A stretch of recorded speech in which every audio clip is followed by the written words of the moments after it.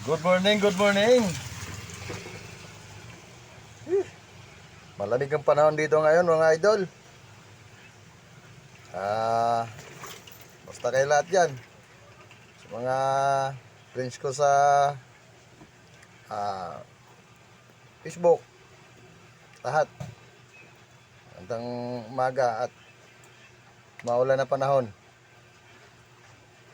Ingat kayo.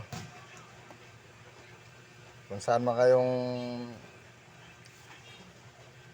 lugar nakatira, lalo sa mga kababayan natin na sa bundukin, na tabi ng ilog na medyo malapit sa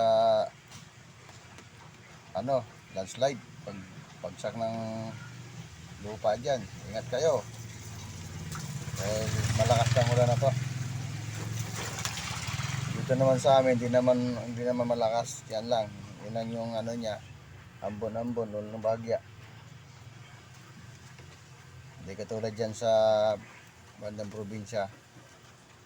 Hindi malakas na ngayon, lalo sa Bicol. Malakas daw mga lods. Kaya mag-ingat, doble ingat. Kababayan natin dyan. Sana sabitan tong ganitong klaseng bagyo, kasi kawawa naman yung mga tulad ng walang pasok, mga estudyante, suspende.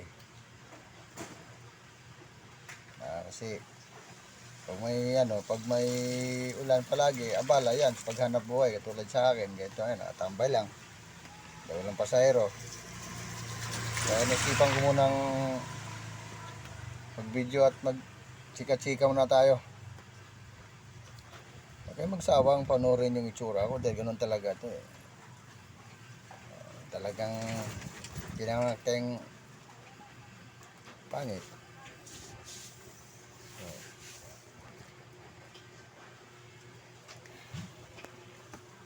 Kaya maulan na naman. Dol.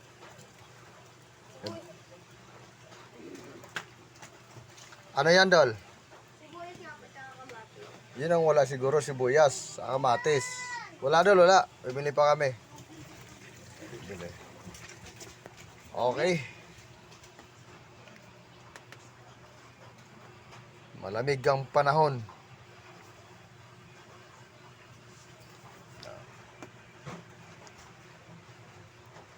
Ano kayo may ulam ngayon eh? Gusto ko nga yung bibili na akong ni JJ. Gusto ko yung Bago. malilit na isda, lalagyan sa sibu, lalagyan ng kamatis.